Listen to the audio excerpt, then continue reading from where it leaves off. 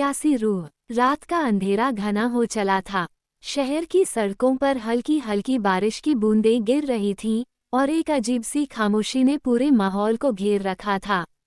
उसी खामोशी के बीच एक पुरानी हवेली के अंदर एक लड़की खिड़की के पास बैठी थी।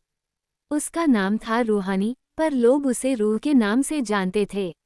उसकी आंखों में हमेशा एक अजीब सी उदासी झलकती थी, जैसे वो किसी अधूरी तलाश में हो। रूहानी की जिंदगी में कोई हलचल नहीं थी। वो एकांत में रहना पसंद करती थी, लोगों से दूर, खुद के ही ख्यालों में खोई रहती थी। लेकिन उसकी यह खामोशी भी एक कहानी कहती थी, जो उसके दिल में बसी एक अधूरी चाहत की थी। एक ऐसा प्रेम जो उसे कभी मिला ही नहीं और जिसकी प्यास उसकी रूह को हर पल बेचैन करती रहती थी।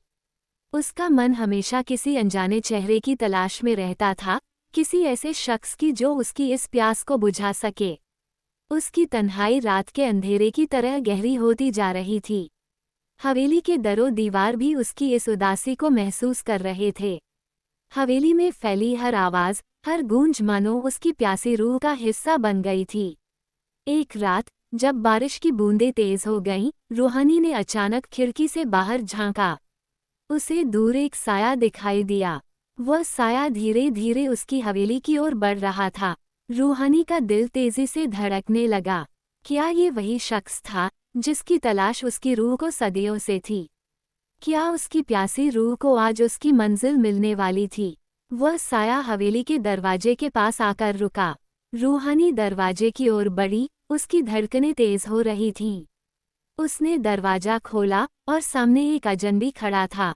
उसकी आंखों में एक अजीब सी चमक थी, मानो वह भी रूहानी की तरह किसी खोए हुए सुकून की तलाश में था। तुम कौन हो? रूहानी ने कांपते हुए पूछा। अजनबी ने एक गहरी सांस ली और कहा, मैं वही हूँ जिसकी तलाश तुम्हारी रूह को सदियों से थी।